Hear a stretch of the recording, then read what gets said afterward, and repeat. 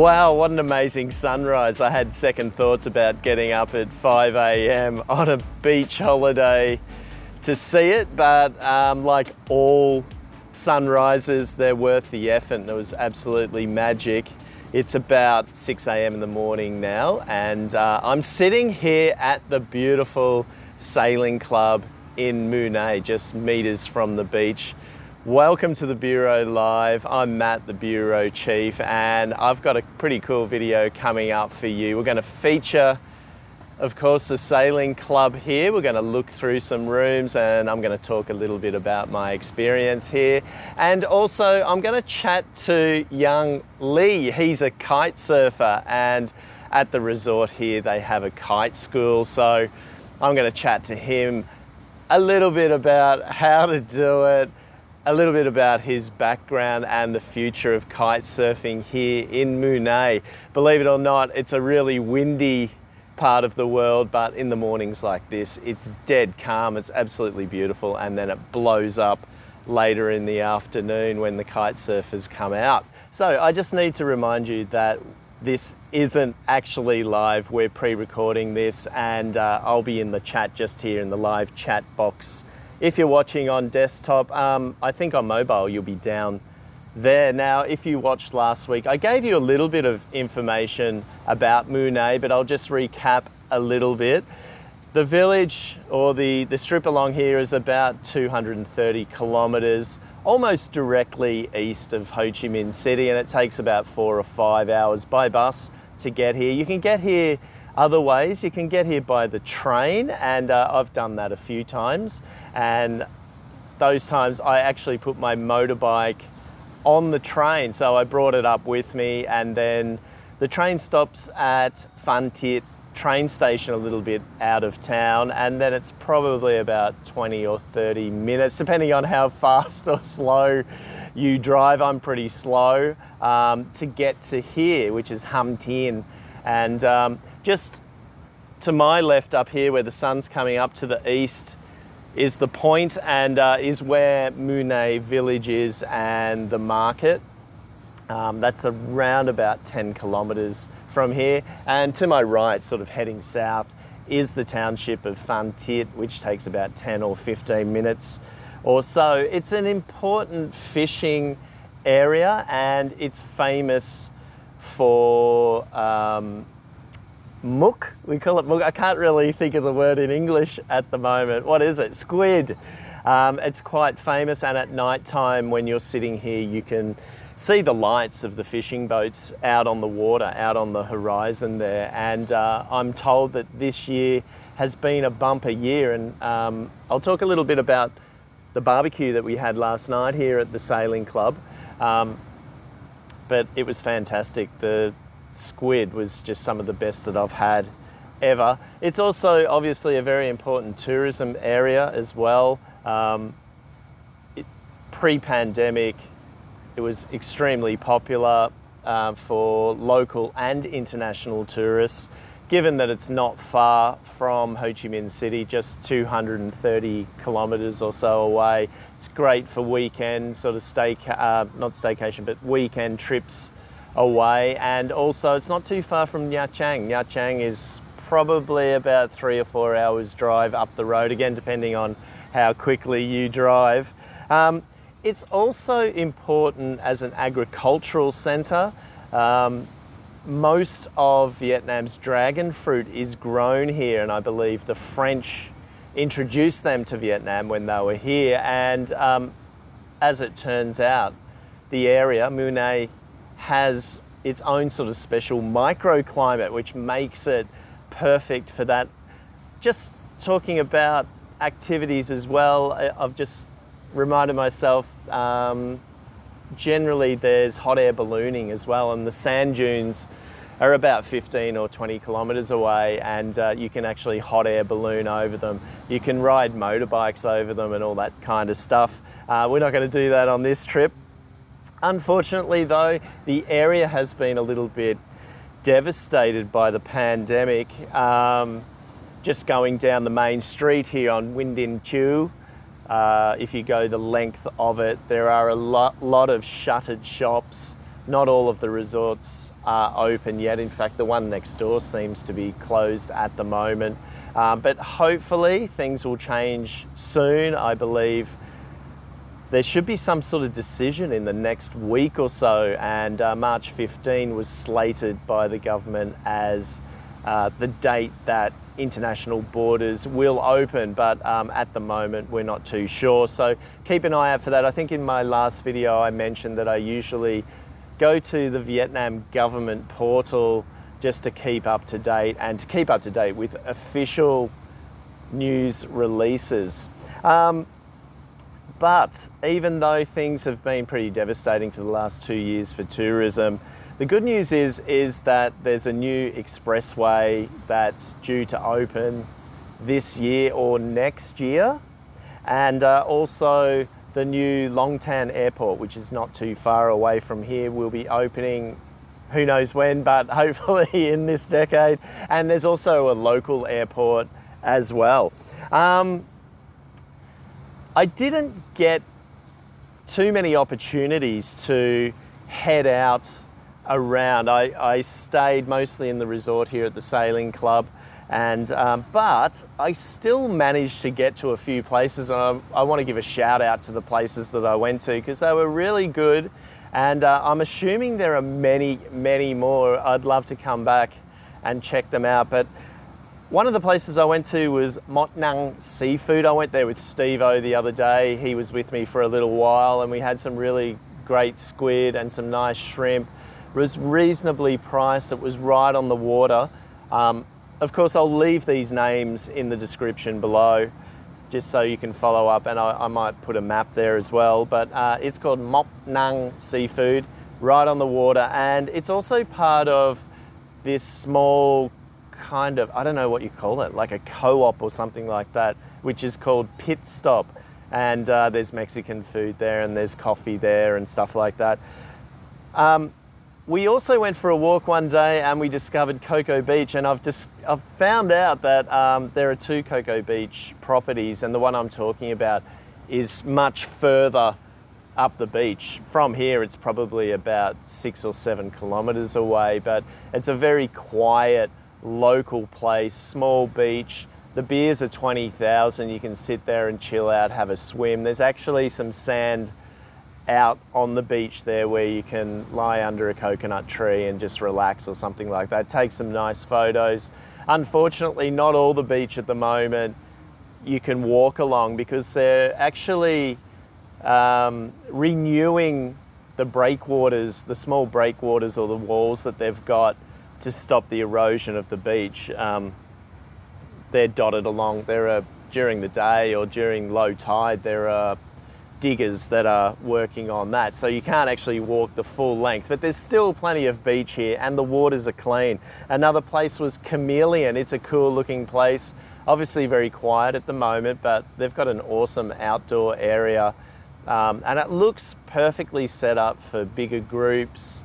It looks kind of like a backpacker place, and it was right on the water as well, and reasonably priced. You know, you're talking 20 to 30,000 dong for a beer or something like that. Another place, I can't really remember. Andrew, if you're watching, thank you for introducing this place.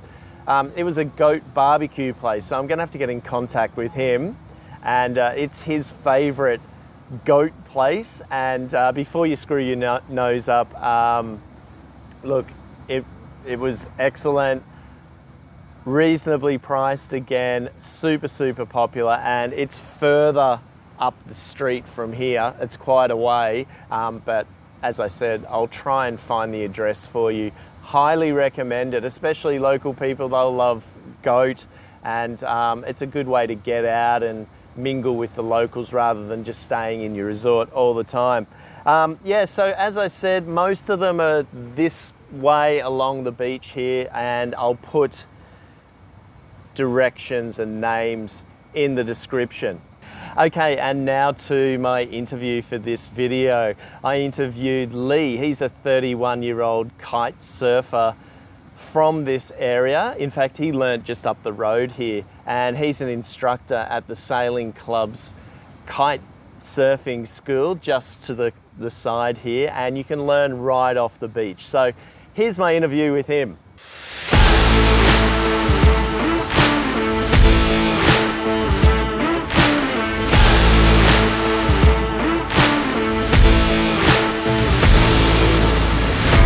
Lee, thanks for joining me. You're welcome. Thank you for your time. Yeah. So, what's your job here? So I am an instructor at Sailing Club Kite School. Okay. Yeah. And how long have you been an instructor for? I have been more 10 years. Okay, more than 10 years. Yeah. Who introduced you to kite surfing? So actually, at 2007, I know some friend and he know kite surfing first, and I asked them show me a little bit, yeah, from friend. Okay, yeah. all right. So you've been doing it for about 15 years already. Yeah. Were you good at it at the beginning? Okay. Okay. I can jump a little bit.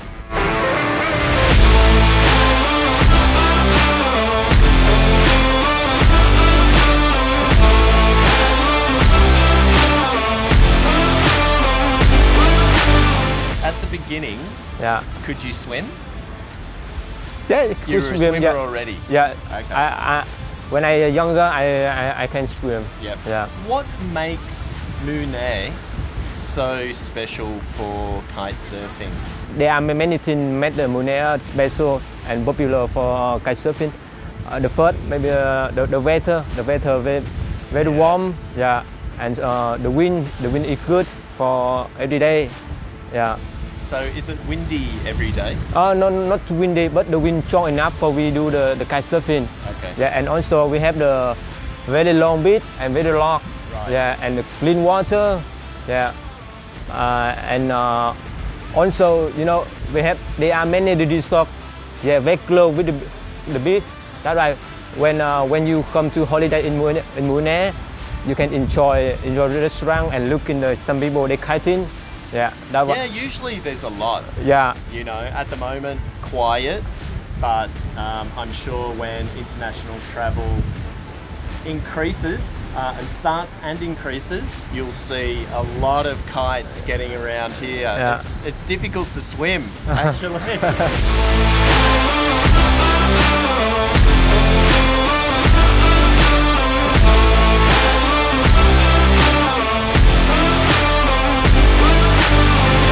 So in the morning, not so windy, Yeah. and then in the afternoon, it's like this. Now's about 2:30. Yeah. Now the best time to kiting because the wind strong enough. Right. Yeah. So is kite surfing popular with Vietnamese people? There are many local people. The local people, they would like to try kite surfing. Yep. Yeah. But actually, I think around maybe 20 or 30% for Vietnamese people. Okay. Yeah, and 70 or 80% for Okay. left for foreigner. So you're an instructor, Yeah. and people can rent equipment here. Yeah. They can rent you for how many hours? So actually, for beginner, we have the course for beginner around maybe 7 up to 10 hours. Okay. Yeah. To stand up. Yeah. Just after that, you can stand up. Okay. Yeah. What about me? How long do you think? Hey, don't look at me Yeah. like that here. So, now little bit fat and also a little bit old, but A little bit old. yeah. Old and But fat. doesn't matter. I think that doesn't matter. Okay. Yeah. But from you, I think around after 10 hours you can get up.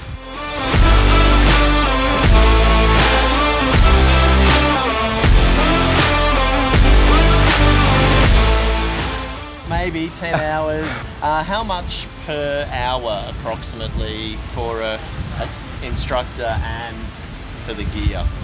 Actually, I have the port over there. They made the ride. All right. Yeah, I don't remember. Okay, I'll yeah. leave Yeah. the prices in the description of the video so And- people can check And it also out. depend on how to the season. Yeah. Look like if the high season, maybe the ride a little bit higher. Right. If the low season, we will give discount for Right. the student. Okay, Yeah. cool. And finally, what's the future for kite surfing in Vietnam? Because I hear that there are a growing number of very good kite surfers, international qualities kite surfers. Is Vietnam going to get famous for kite surfing, do you think? At the moment, the Vietnam and also the Mui Ne very famous in the world with the kite surfing. Is it? Yeah. Okay. Because 2 years ago we have the COVID. Yeah, Right. that's why they destroy contact on the world. That's why they are not the people they come here to try kite surfing again. But I hope and I think when the COVID finish Right. and everything connect again. Yes. Yeah, and Mui Ne will be back, be famous again. Yeah, I hope so. Me too. So, how about you start teaching me? Yeah? Okay, why not? Thanks, brother. Okay, There thank we you. go. That's Lee, so make sure you come and see him. He's got a grip on him. Make sure you come and see him when you're at the Sailing Club here in Mui Ne. Yeah. Ask for Lee as the instructor and he'll get you up in the air. Yeah. So there you have it. Thanks, Lee. Thanks for the vote of confidence about my size and my age. But after talking to Lee, I've decided that I want to give it a go, but I really need to get into training first. So I might go on a bit of a training mission for the next 3 to 6 months to lose a little bit of weight and get strong. It looks like you need to be pretty strong to do that sport. Now, let's talk a little bit about the sailing club here, and I've got another video for you coming up. I'm going to give you a little bit of a walk around through the property just to give you a better idea of the place. So that's coming up right now. Check it out. Okay, so here I am at the front of Sailing Club, and before I give you a quick walk through the property, I just wanted to show you the street a little bit and sort of where we're located. And the resort is located at probably what you would call the southern end of Win Din Chu. It's the street that runs along the beach, and it's about 10 kilometres long, and it goes all the way up to Mui Ne Township and the local market, and then further beyond to the sand dunes and to Nha Trang. While behind me, probably about 10-15 minutes away, is the fishing town of Phan Thiet, where a lot of the staff at resorts like this live, and of course further on Ho Chi Minh City. Okay, so let's whip through the resort and check it out. So here's the front. Sandals is the restaurant, so you can come in here and have something at the restaurant. You don't necessarily have to stay here. And there's a little swimming shop there, good to know, just in case you might need your floaties. This is the main reception building. As you can see, it's super clean, very airy, and this is where you come in to check in. Got the reception desk here. They'll give you a welcome drink. You can have that here while they check you in, grab your details. They just grab a photocopy of your passport. It's pretty good these days. Things have changed since the times when they used to take your passport for the full stay. And I found a nice little rip curl store here as well, so just in case you need some boardies or something to wear. I don't think they sell gear here, but we'll go and check out the kite school in a bit, and you can rent kite boards there and get lessons. So now we're opening out into the main footpath here, entering the resort. On the left-hand side is staff quarters, I think, and laundry. We've got the spa here. It's a beautiful little spa. Haven't had a spa yet, might check that out a little bit later. The property's about 10,000 square metres, so probably in terms of resorts generally, it's not that big, but with the garden, it kind of feels like it's a lot bigger than what it actually is. Now, the building we're looking at here are the rooms. So there's quite a variety of rooms here, and they start at about 30 square meters and go right up to 200 square meters for the family villa, which I'll show you briefly in just a moment. And we're about 100 meters from the beach here. So we're walking towards the beach on this path. Down here, I think, is the family villa. I think. I haven't actually been down here before.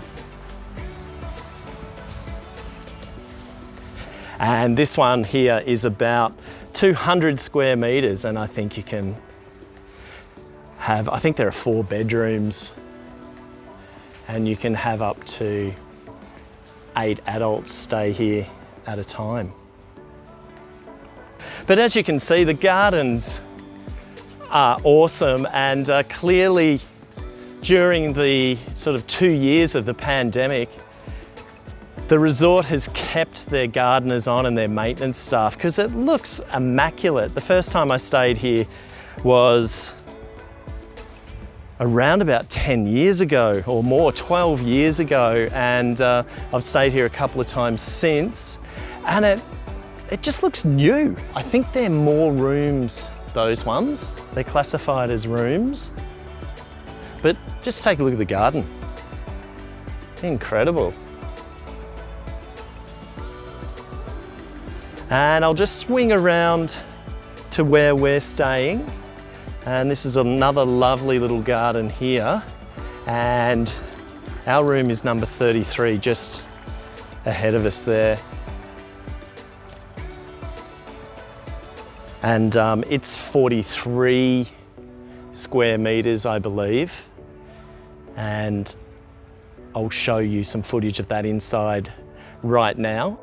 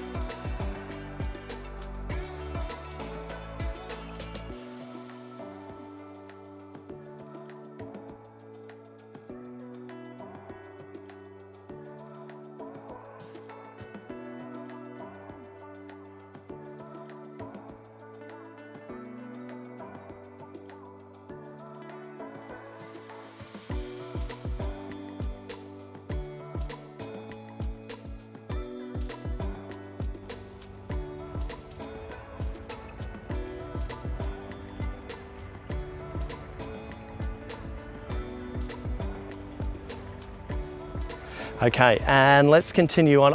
I won't show you everything because I actually think I'll get lost if I go down all these pathways, but we're going to head towards the swimming pool and the restaurant now.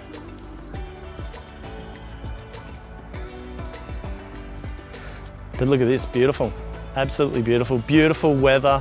So in the mornings, at the moment, generally they're very calm, but as you can see now, it's getting towards 10 o'clock and the wind's starting to come up. And then by lunchtime, after lunchtime, it's fully blown up and then the kite surfers come out. Now here's another bungalow style accommodation, and they're super solid.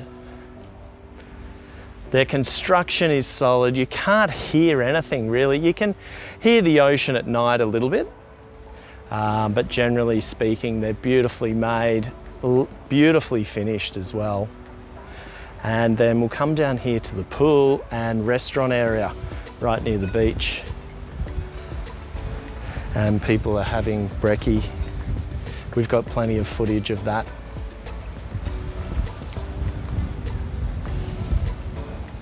And I'll show you some of the breakfast right now.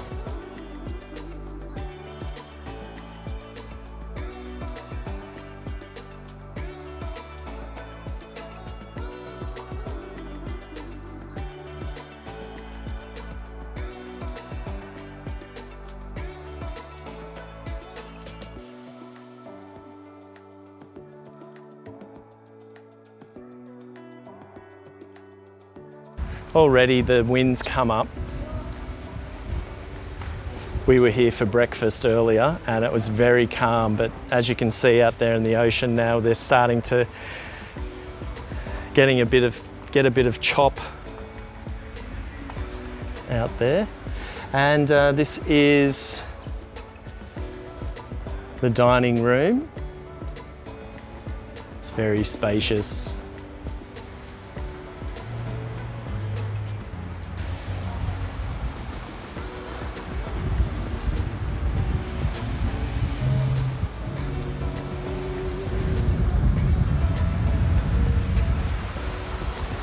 And this is where we've had lunch and dinner most days, the couple of days that we've been here. Of course, breakfast where I showed you just before. And this is the kite surfing school here, or kite boarding, I think they call it. I wouldn't mind having a go, but I'm just super unfit at the moment.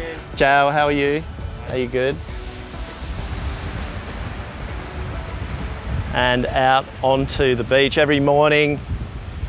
They flatten out the beach for the tourists.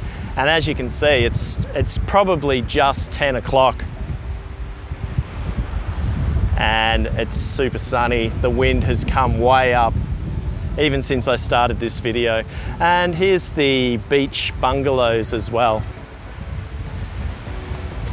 Not really sure how many square meters the beach bungalows are, but they are literally on the beach.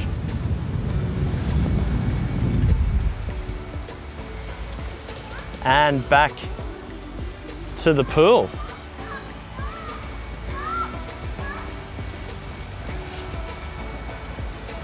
There you have it. There's a little walk around of the resort. I hope you enjoyed that.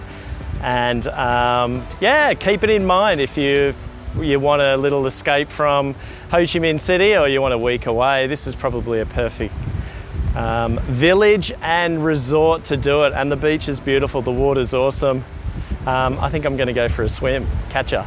Okay, so there you have it. I hope you enjoyed my little walk around the property here at the Sailing Club and you've got a better idea of what it looks like. Now, I just want to give you a little bit of an idea about the accommodations available here. So if you're traveling solo, there's something for you. There are smaller rooms available, which are about 27 square meters, and they go all the way up to big family villas, although I think there may only be one, but it's at over 200 square meters, and I think it has 4 bedrooms and it can accommodate up to 8 adults, so that's worth thinking about. Of course, I haven't stayed in all of them, but on this trip I stayed in a garden villa bungalow and it's around about 40 square meters and it's plenty big enough for 2 people. The bed's awesome, I've got to say, and the bathroom as well. It's super spacious and it's outside. There's an overhang just covering the bath there. So there is a bath and a shower, which is amazing. So it's a great little room. I'll make sure that I put a link down below so you can check it out. A little bit about my stay. Now, firstly, I've got to say the staff are super friendly. They're all local. And that includes staff who I came in contact with in the hospitality places, the food and beverage places, but also the gardeners as well, you know, so just a really good experience with them. The food, now there's lots of healthy options here. It was really interesting to see. So it looks like that people who are on diets, perhaps like me, for when I prepare for my kite surfing in the future, perhaps vegans, vegetarians, meat eaters, everything's here for you. And they also seem to cater really well for children, I noticed. There are lots of smoothie options. I even had a couple of milkshakes while I was here, which is not that common in Vietnam. Also, last night was Saturday night, and they had a barbecue buffet on as well, and that was something like 350,000 dom per adult. That's around about 15, 16, 17 US dollars, which was really great value as well. Other things, the garden. I mean, the garden here is amazing, and sometimes you kind of wonder whether you're actually in a resort. Our bungalow is quite secluded, yet only probably 100 meters or so from the beach and here actually, where everybody congregates for breakfast and lunch and dinner. So it has, even though we're right in the middle of the strip here, it still has this feeling of seclusion, which is great. And the walls in the buildings as well are super thick, so there's lots of privacy and it's not noisy at all. Of course, the amazing location here on the beach, literally meters away from the water, and in the morning, like it is, and it has been most mornings since I've been here, it's super calm. So if you're a swimmer like me, you can actually get out there and churn up the water a little bit before the wind comes up, sort of early afternoon, and the kite boarders take over. What else? Oh, look, I think the thing that amazes me the most about this property is that the first time I stayed here was 12 years ago. I can't believe it. And look, honestly, it feels like nothing has changed, which is a great thing. The property itself is in excellent condition. The furniture's in great condition. The gardens are in great condition. And the rooms, they don't seem to have changed a hell of a lot. It's just a super, super nice place to stay. It's really comfortable. And of course, if you're planning on coming as a solo traveler, as a couple, or as a large family, it's pretty ideal. Okay, so that's about it for this video. I hope you've got a really good idea of what the Sailing Club is like, and if you're thinking about coming here, make sure you look it up, put it on the list, and tell them the Bureau sent you. Cheers.